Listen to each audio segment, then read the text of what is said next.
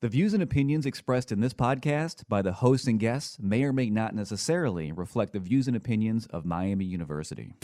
I am going into my last semester of chemical engineering. I'm a senior journalism major. And I'm minoring in supply chain and operations management. I'm a biochemistry major. Classes are going great. Extracurriculars are going great. I'm an RA on campus. I'm thriving.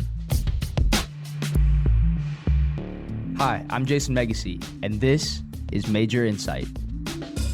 This is the podcast where we talk college life with amazing students about how to find your place and purpose on campus. Music performance and zoology define the two different sides of James Lukenda. He's not only studying animals in an academic setting, but he's also first violin in Miami University Symphony Orchestra, and he's active on campus as the vice president of the Miami University Audubon Birdwatcher Society. Today, he'll talk about how his very different interests work together in surprising ways, how music has improved many aspects of his life, and how a lifelong love of animals is preparing him for a meaningful career after graduation. So today, we're with a very interesting man. First and foremost, tell us who you are. I'm James Lukenda. I'm a junior, and my majors are zoology and music performance, and I play the violin. That, like I said, a very interesting mix of things. Just to start off, tell me where you're from and, kind of what it was like growing up in your area. Well, I'm from New Jersey. I'm from a town called Montclair, New Jersey. It's sort of the suburbs of New York. We're about 8 miles from New York, and I went to a cooperative school, so it's very interactive. We learned a lot with hands-on experience, and our parents were heavily involved in our education, which was a really great experience for me growing up. I learned all about different cultures and different animals and nature and music and all that, which was amazing. Then high school, I went to like a private school that I didn't enjoy so much. I didn't have quite the same experiences I had in my elementary and middle school, but it set me up nicely and for college. Cool. So would you say that elementary experience was probably more formative for you than your high school experience? For sure. Yeah, that sort of opened any door I could possibly want in terms of just fostering curiosity and critical thinking. And it's really, I could choose any path like I wanted to after that. With that experience, you said there was a lot of, avenues that you could pursue. When did zoology really kind of come on to your radar as like something that you could do? And what aspects of it finally drew you to, saying, okay, I want to study this? I think I was always drawn to animals. Something about animals they're just special somehow. And I definitely remember in first grade wanting to own a zoo. It was my dream job. My main books in first, second, and third grade were animal encyclopedias. And it was just reading constantly and learning about animals. And definitely by high school, I knew I wanted to pursue zoology as like a course of study. Another like formative year was second grade, actually, right after that. Every student picked 2 animals to study throughout the year, one each semester. I chose the flamingo and the cheetah.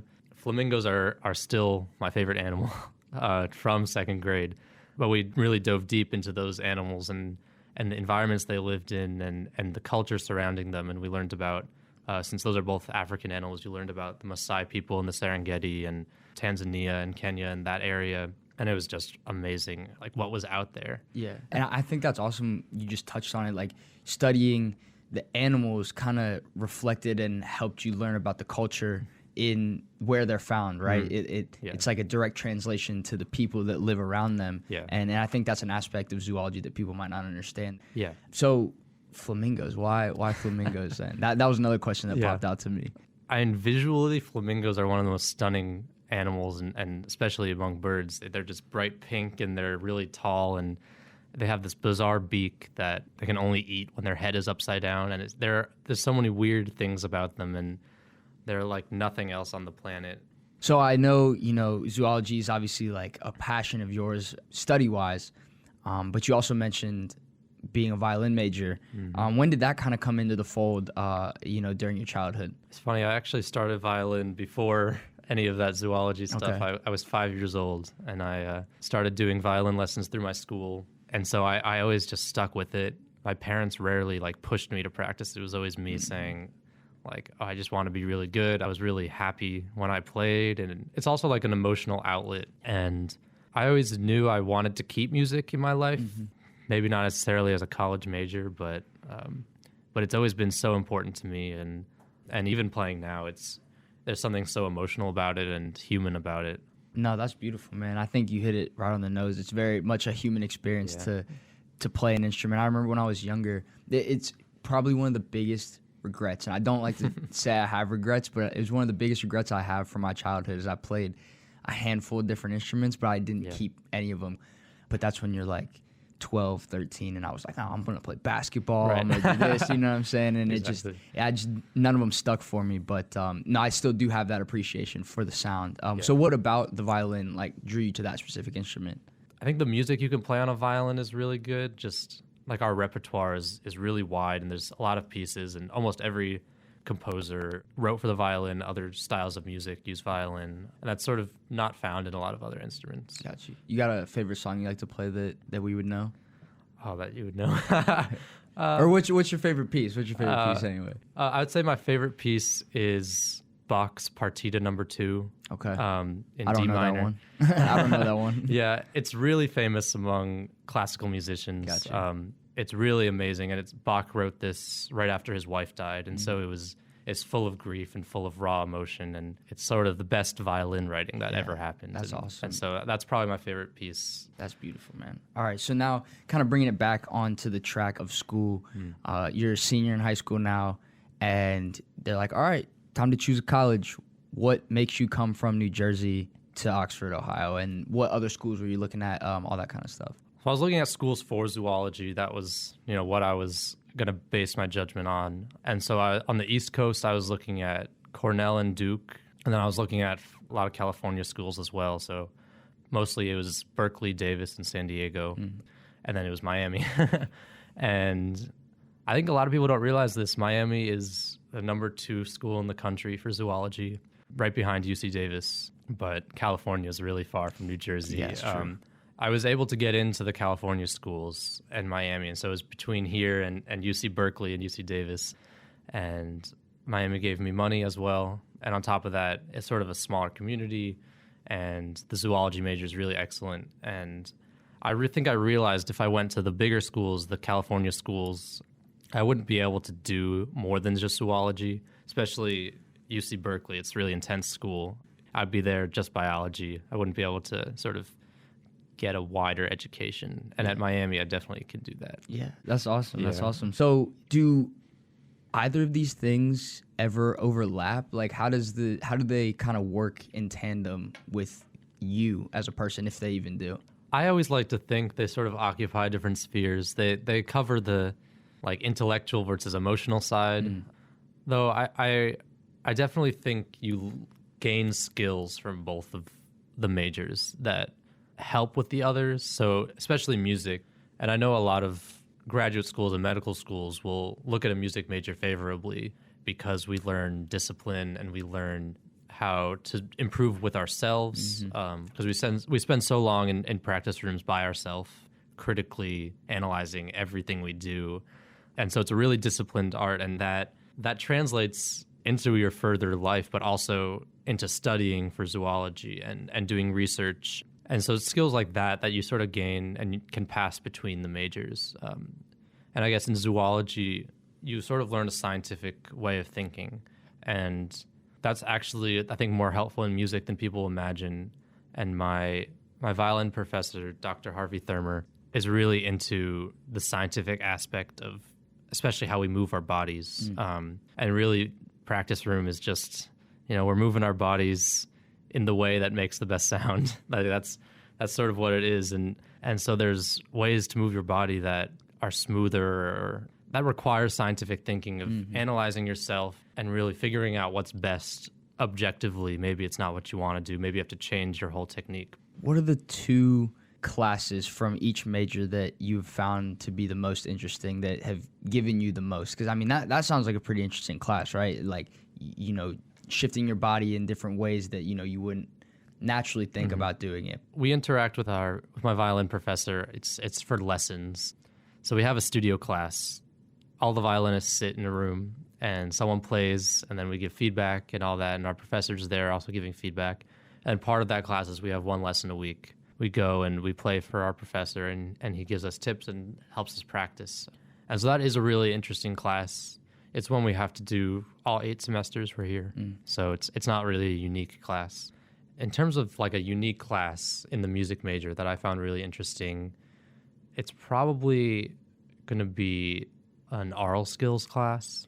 Can you explain what that is? It's the way we hear music. We have to be able to hear music in a specific way to help us practice and perform. And so we learn how to identify chords and identify different melodies and write down what we hear, and then also reproduce that by singing. And so the class is called Aural Skills and Sight Singing, aural with an AU. I'm currently in advanced aural skills and sight singing, which is the junior level, where we learn really unique things about music. We learn medieval music theory, and we learn 20th century music theory. And you hear a lot of music that at least I had never interacted with or heard at all. And we learn how to analyze it and sing it back as well, which was really fascinating. And then on the zoology side, what's a class from there? Well, I think my favorite class that I've taken so far is one I'm currently in, which is animal behavior, which is what I want to go into. It's what I want to study. And we learn basically how behavior evolved, because I think a lot of people don't realize behavior is genetic. Behavior is something that has like selective pressures put on them in the wild, and certain behaviors are more advantageous to individuals, and it shifts the way you look at animals and shifts the way you look at behavior. Have you ever had to combat the what are you going to do with this question? Yeah, I definitely have had to combat that from both angles, the zoology and the music. Currently, my plan is to go into zoology, and so I have a lot of people ask, what does a zoologist do?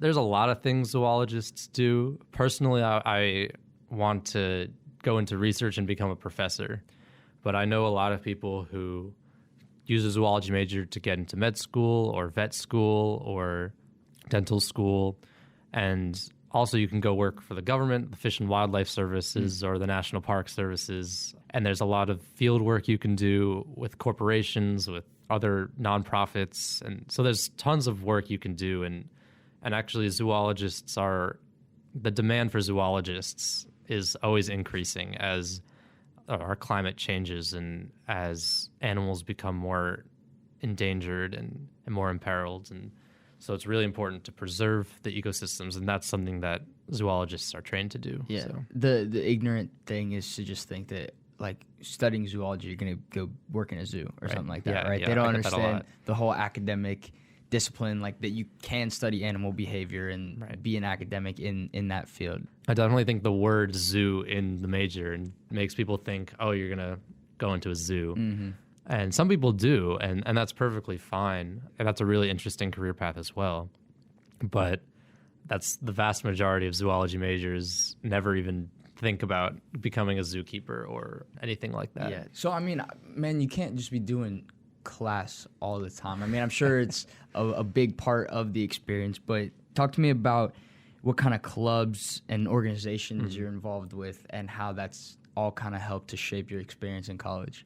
So with music, actually, there's a big overlap between classes and clubs, and a lot of extracurricular time is spent working towards what are technically classes. You get credit for it. But the orchestra is also a student organization with a president and a board, and I spent a lot of time doing that as well. And then I am also the vice president of the birders at Miami University. Also, we're called the Audubon Society of Miami University.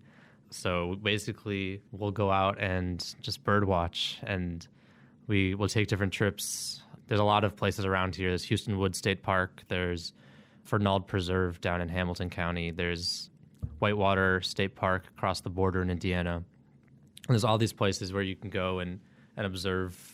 And so it's very related to my major, and I think really everything I do is sort of related to one of my majors, just because I'm majoring in what I really love to do. So, I mean, it seems like you kind of knew what your lane was from an early age, right? And that's, I don't want to say a luxury, but it's a special thing because not a lot of people have that. So what would you say to somebody who may not be in your shoes, but they may be a little more apprehensive on choosing a specific major because they don't really know if that's what they're down for or things like that. You know what I'm saying? Yeah, I definitely think the way to go is just to try a lot of different things. Dip your toes in like everything. And whether that means like in high school, maybe doing a lot of extracurricular activities and doing some research on your own about things you're interested in, regardless of what classes you're in, trying different sports in different seasons and, arts maybe, and just dipping your toes in everything. And then when you come to college, maybe you come in as undecided or as a major you think you might like, but take classes in a lot of different areas. In college also, there's tons of clubs, and there's clubs for everything. Facts. Like every single time I hear someone is part of a club, I'm like, wow, I've never even heard of that club. Yeah. Just same with you. I never heard of the bird watching club, but I'm sure, like you said, there's a club for everything. Yeah. And I think this whole conversation that we've had, and I've had conversations with other students about it too, is just the rigid view of college that it's like, I need to come in here and it has to be this straight line, linear progression that I'm going through for 4 years. But, in order to really, I've found to really find that passion is to, maybe veer off into this lane for a little bit, then maybe come back onto the center lane, then go back this way, right? It's about, gathering experiences and having all these different points of views, right? Yeah, for sure. Obviously, you can't go through college. I mean, you build this community of friends, of peers, but you can't do any of this without, professors as well. So are there any specific professors you'd like to shout out? I know you mentioned a few earlier, but, I mentioned Dr. Thurmer, who's my violin professor, who's been a huge mentor to me personally and musically and academically as well. And I definitely have to shout out Dr. David Russell. He's a zoology professor. He's the person who I do research with and who's the mentor for the birding club, and I go birding with him on a personal basis as well occasionally, and I've taken his classes, and he's almost, the person I want to be as a professor, really interested in a lot of different areas, and so he's someone I look up to. And then the other big faculty member that I've interacted with is Teresa Radomski-Bamba, who's my honors advisor, who has really helped me talk through grad schools and talk through study abroads and my plan for college in general. And she's sort of kept me, focused on what I need to do and to succeed in college. And so she's been really influential in that. That's awesome, man. And now the last one I have for you is you're 18-year-old James walking on campus with your violin. What advice would you give him for the next 3 years? I think sort of what I was talking about earlier, being more engaged with clubs and extracurricular activities. I know freshman year, I went to Mega Fair and saw all these clubs, and I put my name down for a lot of them, and I really didn't engage with many of them. Like the Bird Club, I wasn't super into at the beginning, and now, of course, I'm vice president. But getting into that earlier and meeting more people through those clubs, I think definitely be something I would advise myself to do. And I'd say the other piece of advice I'd give myself is not to limit myself to these like strict paths, and coming in with an idea of where you want to be and what you want to do is nice. But in some ways it's also like a curse because, you're so sure, and then any doubt comes up and you sort of have this crisis that's a little too late. So just having my mind open is something I would definitely wish I had done and all that. Well, regardless, man, I think whatever you end up doing, you're going to do a great job at it. You seem very passionate about the things Thank you. That you're involved with. And all of my questions were answered. This was a very interesting conversation, one that I've never had before. So I appreciate you coming on today. That's awesome. Thank you so much for having me. Yes, sir. James Lukenda is a junior studying zoology and music performance at Miami University. After graduation, he plans to continue studying zoology at graduate school. And thank you for listening to Major Insight. If you enjoyed this podcast, share with your friends or anyone interested in navigating college life. Many more episodes are now available wherever you get your podcasts.